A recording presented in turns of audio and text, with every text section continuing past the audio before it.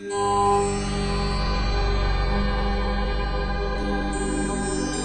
is SJEN TV.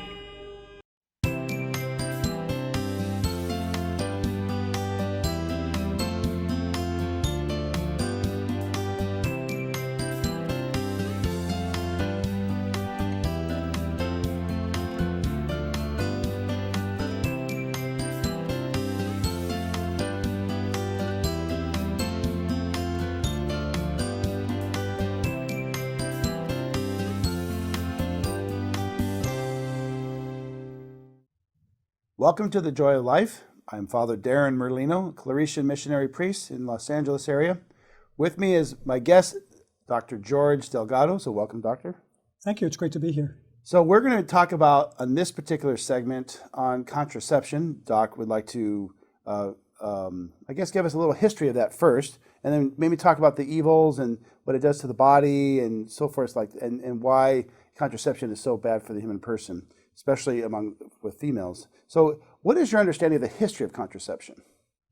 Well, really going back to Jewish times, there's been a prohibition against contraception of doing things that would frustrate the marital act. It goes back to the case of Onan, the curse of Onan back in the Old Testament, where Onan, his brother died, leaving a widow, and it was the brother's responsibility to then marry the widow and to beget children in order to carry on the line of the deceased brother. So Onan continually frustrated that by performing coitus interruptus, by withdrawing and spilling his seed. And God punished him severely with capital punishment because he did not procreate and did not grant his brother a heritage. So it goes way back to pre-Christian times, really. Carrying forward to Christian times, we see that Jesus loved children, that the husband and the wife, when they come together, they're an icon of the church. You look to Ephesians chapter 5 and you see that a man and a woman shall become one, and it's a reflection of Christ and his church. And we know that Christ and his church are fertile, many spiritual offspring. So we know then that the husband and wife should be accepting fertility. We also know that the human family in many ways is like an icon of the Holy Trinity. And we know that the love of the Father and the Son is so intense that, of course, it begets the Holy Spirit. And so anything that frustrates that, the personification of that icon of the Holy Trinity or of Christ and his church, really is going against God's plan. And all Christians held to this for many, many years, for over 1,000 years, actually. It wasn't until 1930 when there was that first crack in the wall, when at the Conference of Lambeth, the every 10-year conference of the Church of England, the Church of England decided that under very narrow circumstances, that a married couple could use contraception if they thought that that was the best thing to postpone temporarily having children. And of course, whenever something like this happens, the exception often becomes the rule. We've seen that in our own Catholic Church, unfortunately. And so over the subsequent years, Protestant congregation after congregation, denomination after denomination started accepting contraception. And soon it was just really the Catholic Church that was standing alone. Nowadays, fortunately, many Christian evangelicals are seeing the evils of contraception. Now, in our own United States and in sort of the modern Western world, there was a prohibition against all contraception, even barrier methods like condoms. And so there were laws that only allowed condoms if they were, quote, for the prevention of disease. So you saw these, there used to be old stickers in gas station restrooms that said that this is only for the prevention of disease. That's because they knew and they respected that prohibition against frustrating the natural design of God's fertility systems. Then, of course, we had the introduction of the birth control pill in the 1960s, and that was the fuel that fed the sexual revolution. And from there, we see that all of the negative consequences of contraception, many of which we can discuss today, but just to point out a couple of them, we see that as contraception was accepted, that the divorce rate increased in parallel fashion until once the market was saturated and all women who wanted the pill had the pill use leveled off, there finally the divorce rate leveled off at about 50%. We can also track the statistics and see that as contraception use increased, the abortion rate increased until finally both of them plateaued in a parallel fashion. And this notion, of course, was supported by the U.S. Supreme Court in the Casey ruling, where they said that a society where men and women base everything that they do on having access to contraception must have abortion if that contraception fails. Of course, this is an evil thought, but it's a very logical thought. And you take things to the logical conclusions, of course. And Pope John Paul II stated very eloquently that contraception and abortion are fruits of the same tree. Wow. Now, when Pope Paul VI came out with Humana Vitae, now, after you I'm assuming you've read it, and so Yes. where do you find his predictions really telling in that document? Yeah. And just a word about Humana Vitae. It's a beautiful document. It's only about 16 pages long. I urge anyone who hasn't read it to read it. When I read it back about 21 years ago, it really was a turning point, a pivot point in my life, and led to my conversion to really accept the totality of our beautiful Catholic faith and all that it teaches. So it really is such a seminal work, no pun intended there. just a beautiful work that can really guide us all in this area. And Pope Paul VI was, as you said, very prophetic there. And he made several predictions that all have come to pass now. He predicted that there would be a general decline in morality. And haven't we seen that with the sexual revolution? It's come to where extramarital sex first was tolerated, then it was accepted, then lauded and affirmed, and now expected. It's expected that people have premarital sex.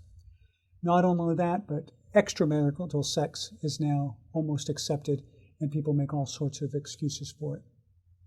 We also have seen that when you accept the notion of contraception, that you can separate the unitive from the procreative, and you think you can do that, but in reality, when you do that, when you try to separate those two, that since they're inextricably linked in the marital embrace, you destroy the whole marital act, really. It becomes a lie. But people still think that we can do that, and society bases a lot of what we do based on that. So if you accept that notion that you can have sex without fertility, sex without consequences, sex without children, then it changes how people live their lives totally. So children no longer are seen as blessings, they're seen as rights, as burdens sometimes. And it also opens the door to accepting homosexual relations, because homosexual relations by their very nature are sterile. There's no chance of procreation.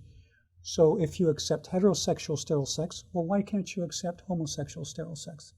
So you've seen a lowering in our total morality there. Pope Paul VI also predicted that men would have a disrespect for women. They would treat them as objects. And we've seen that, of course. We see that women are treated as objects for men's pleasure. The Me Too movement, of course, testifies to that women are seen as just ways for men to sexually gratify themselves, and that women feel they have to give their bodies in order to advance in their careers. Pope Paul also predicted that countries would exert tyrannical power to control people's fertility. And haven't we seen that? Of course, the best example that comes to mind immediately is in China, where China, their one-child policy has been a brutal program of enforcing contraception, of forced sterilization, of forced abortion. We've also seen the ripple effects of that. Now the Chinese are backtracking. Now they have a two-child policy, but they see that without children, they have no future. They're going into a demographic winter, as is much of the Western world. And we also see some of the societal effects there in China, where the women who are outnumbered by the men because families prefer males, and so there's sex-selective abortion. So you have more men than women, and so the adult women in China they assume the princess complex, and they become very selective, they're snubbing men, almost like the men are second-class citizens. While the men, on the other hand, there's a subgroup of them who feel they have no chance whatsoever in their lifetime of ever marrying, of ever getting a bride. And so we see the social consequences of that, the pornography, the masturbation, the civil unrest, the poor behavior. All of that has stemmed from that one-child policy and from then enforced contraception and abortion. It's not just limited to China, however. We know that in the third world, the United States, the United Nations, and organizations like the Gates Foundation are heavily exporting contraception and sterilization and abortion. We call it colonial imperialism because they're trying to impose their values, their evils on these third world countries as conditions for aid to these countries. So these poor countries are put in terrible positions where they feel that they have to have contraception, sterilization, and abortion in order to receive this international aid. And of course, we see it here in some ways in the United States in more subtle fashions, of course, where in the U.S. military, women who enlist in the military are expected to be on contraception. And we see it in various professions where it's frowned upon if the women do have children, where it's assumed that everyone will be using contraception. And this has really led to our own decreased birth rate. In Europe, of course, they have their own demographic winter. In Japan especially, they have a demographic winter. All of this because of all the means they've taken to squash down fertility. What is the history of the pill? Like, who invented the pill? Is there a guy who invented the pill, or how did that begin? Well, the pill, there was one main researcher by the name of John Rock who, quote, was called the father of the pill. Of course, there are many different researchers who were studying this. They thought that this would be a great advancement. John Rock, interestingly enough, has been described as a faithful Catholic who was even a daily communicant. Now, how deep his faith was is very questionable, because as soon as Humanae Vitae came out, I've read that he stopped going to Mass, that he utterly rejected the Church's teaching, like many Catholics did, and unfortunately, like many organized in our hierarchy did. They were organized to oppose Humanae Vitae. But John Rock was studying the pill for contraception, and he thought it would be a great thing to, quote, liberate women. He was studying in the United States and in Puerto Rico. And interestingly enough, there were some deaths in the early trials of women who were given this contraceptive, but that didn't stop them. And one would wonder, if they were studying a male contraceptive and one man died, would they stop everything right there? I would think things would be a little bit differently. So instead of liberating women, even from the beginnings in the research stages, it was enslaving women and taking advantage of women, unfortunately. And so, but the pill progressed, and they didn't stop their research, and finally it was approved in the 1960s to great fanfare, and from there it took off really with the jet fuel that it was, and how it fueled the sexual revolution, one feeding on the other.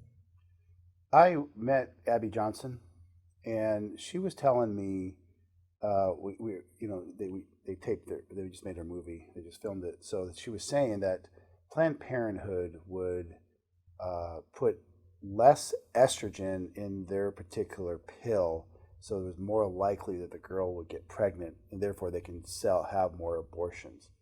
Have you heard that before? I have heard various versions of that. So we know that the initial birth control pill contained relatively high doses of the estrogen and the progestin. Estrogen and progesterone are the main female hormones, so you have artificial forms of these in the birth control pills. And that's and we'll talk about the mechanisms of how they work in a few minutes if you like. But they found that these higher doses, they were pretty effective at inhibiting ovulation, which is the main mechanism of action. However, they saw that there were more side effects. And some of the side effects that we still have, even with the so-called lower dose pills, are blood clot related especially. And so blood clots can form in the legs. They can break off from the legs, go to the lungs, causing something called pulmonary embolism, which can be fatal. The blood can also clot in the arteries leading to the heart, causing heart attacks, arteries leading to the brain, causing strokes. All these are known risks of the birth control pills. So in order to diminish those risks, they tinkered with the dosages and lower the dosages to get to the lower doses that we have today. Now, those lower doses are safer compared to the old birth control pills.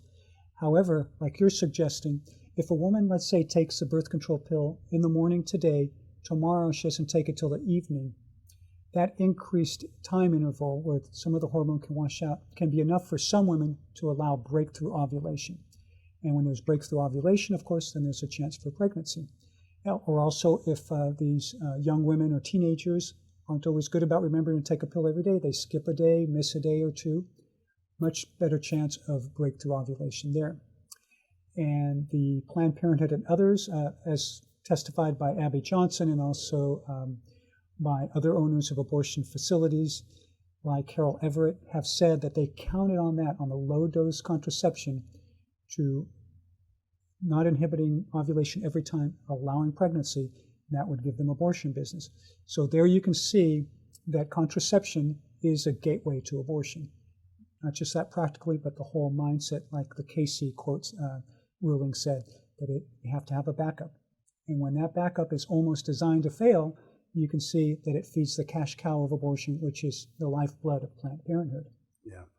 I still can't figure out who came up with the idea of let's use estrogen to suppress ovulation. You saying this John Rock came up with that idea?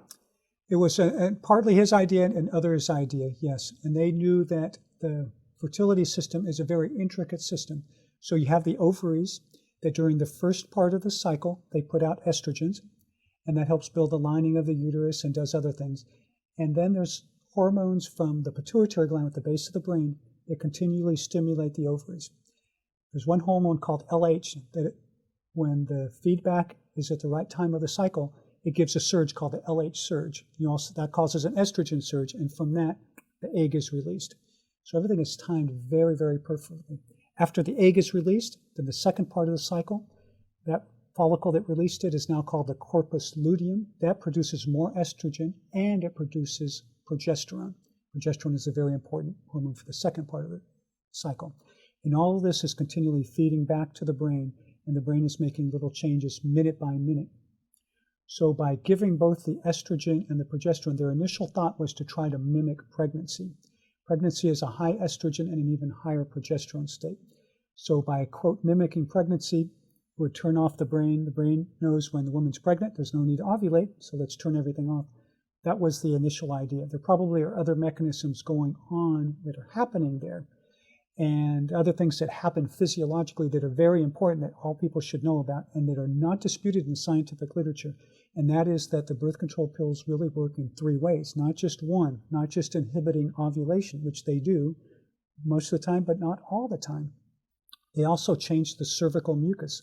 The cervix is the opening of the uterus, and you can think of the mucus as being the superhighway, the way that the sperm can easily swim to get to the egg. And during the fertile times of a woman's cycle, the sperm can swim very easily. During the infertile times and during pregnancy, the mucus becomes very thick and gridlocked. So it's like the 405 freeway at rush hour. Sperm can't get through there. And so with that gridlock, that helps keep the sperm from getting through. But some of them can still get through. The third effect is on the lining of the uterus. The lining of the uterus at the time of implantation, when the human embryonic person is coming down the fallopian tube, 5 to 7 days after fertilization, is supposed to implant into that thick, luxuriant lining of the uterus. However, the birth control makes that very thin and inhospitable so that the embryonic person cannot implant and simply washes out. And that means that we know that some of the time the birth control pill is abortifacient, because we know that women get pregnant while on their birth control pill, and some of their pregnancies continue, but we know that other ones are going to fertilize, conceive, but that embryo will not be able to attach. Therefore, it's really an early chemical abortion. And this is not disputed by those who write about contraception who are pro-contraception. They don't dispute that anymore. What they've done is they've tried to change the definitions. So they've changed the definition in the 1970s. Everybody knew that at the time the egg and the sperm unite, we call that fertilization. We also call that conception, right? You conceive a new person. But they changed that definition unilaterally to say that no, conception is when the embryo attaches to the lining of the uterus. You see why they made that change, of course, because if you call that conception, then if you prevent implantation, you're not aborting, you're actually contraceptive. So it was a very, very clever rhetorical sleight of hand there. It's changing definitions. They've also changed definitions a little bit in calling certain contraceptions contragestational instead of contraceptive, because they're acknowledging that they may be abortifacient. So contragestational would take into account abortifacient properties.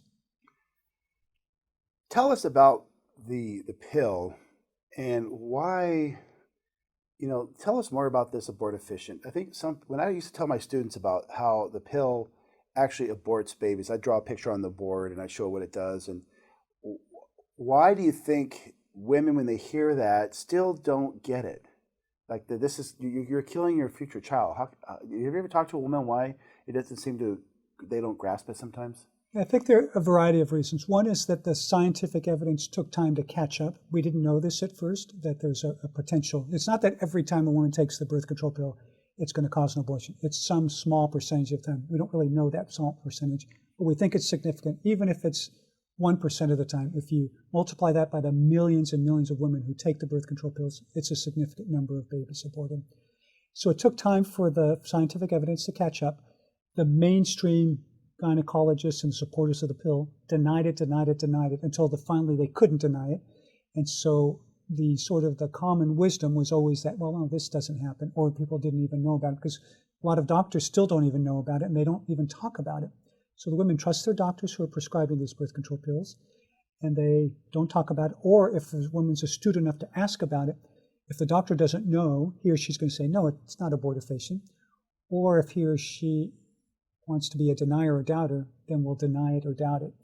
We'll either lie about it straight out, or we'll do the rhetorical flim-flam we talked about and say, well, no, it is contraceptive because conception doesn't take place till implantation.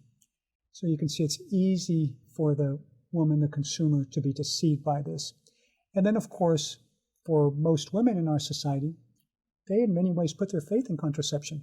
So for them to go against that, to have to totally radically change their lifestyles and either have total trust in God for their families or to not have extramarital sex, that can be such a fundamental radical change that they don't want to accept this. So it's going to take a very strong message from multiple sides, from multiple people in order to convince them. So condoms, who invented that one? Condoms have been around since time immemorial, way back, pre-Christian times certainly, and originally were from the intestines of lambs, and that's why we call them lambskins. And so they've been around a long time, both for disease prevention and for contraceptive purposes. Nowadays, of course, a lot of times they're made with latex, still some made with intestinal membranes of lambs, but many other latex and non-latex materials, often combined with spermicides. These are chemicals that kill the sperm. That is fuel for infidelity and sex outside of marriage. What else would you say about contraception that you find dubious, evil, or just something just sinister at its best? Is there something? Sure. I think it's important for people to acknowledge and to know about the medical, the emotional, and the societal, the social effects of contraception, especially the birth control pills. So I'd like to go over that a little bit. With the birth control pills themselves, we know, we've talked about that they can still increase the risk of blood clotting disorders, including stroke and heart attack. Women who smoke are particularly high risk, or women who have migraine headaches are at increased risk of strokes already. So taking the birth control pill is particularly dangerous for them. They also can cause breast cancer. There are now several studies showing that a woman who takes birth control pills, especially if she takes it before her first term pregnancy, will increase her chance of breast cancer down the line. It can also cause liver cancer. So those are some of the medical complications. Some of the medical complications that are perhaps seen more as nuisance are weight gain is seen, and depression. Depression can be very serious, of course. It can have a great impact on people's lives. How about the societal effects, the social effects? Well, the social effects have been shown by the so-called T-shirt experiments. Here, women were given T-shirts that were worn by different men for 2 nights in a row, and they would smell these T-shirts, and they would decide to which one they were more attracted.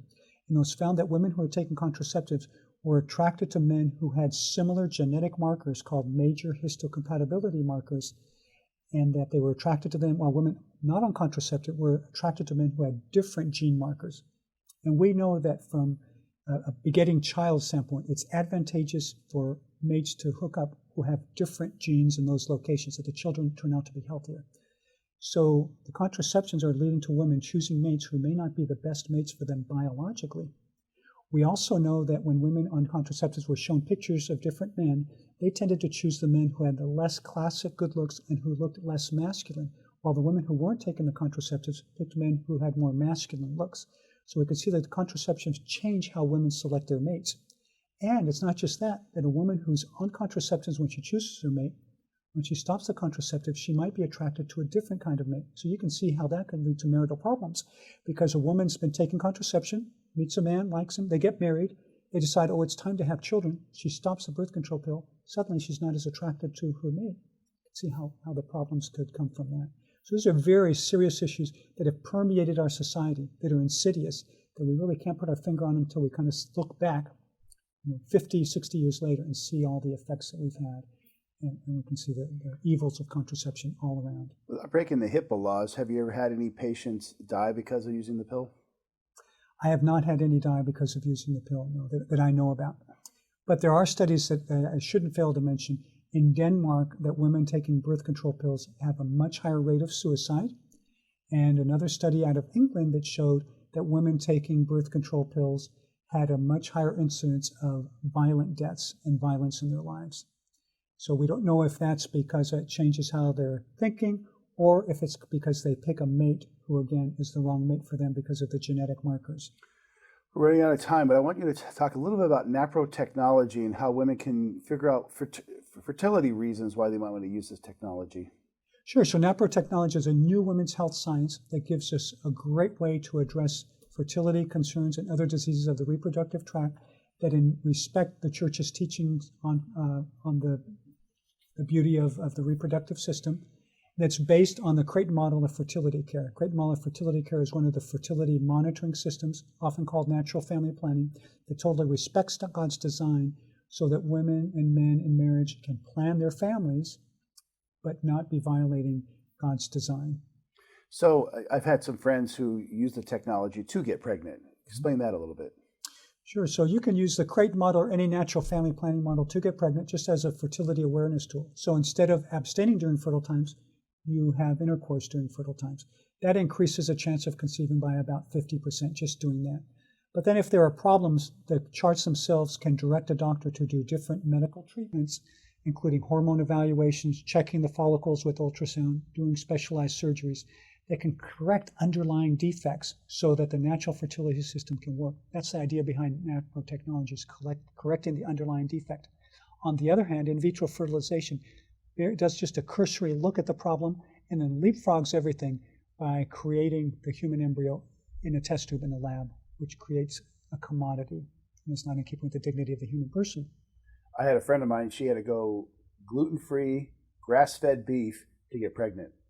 It's really interesting how they figure out what type of your chemistry or something just to find out what will make you, to get you pregnant. And I also heard that the longer you're on the pill, sometimes it takes you a long time to get unsterile again. Is that correct? That's correct. We've especially seen that with the mucus recovering, because the mucus glands tend to shut down when a woman is on the birth control pill for very long periods of time. And so that can take a long time and I've seen that with women who've come to me after being on the pill, looking at their charting. The mucus glands can take a long, long time. We have about 30 seconds. Is there anything you want women and men to know about contraception that we haven't discussed?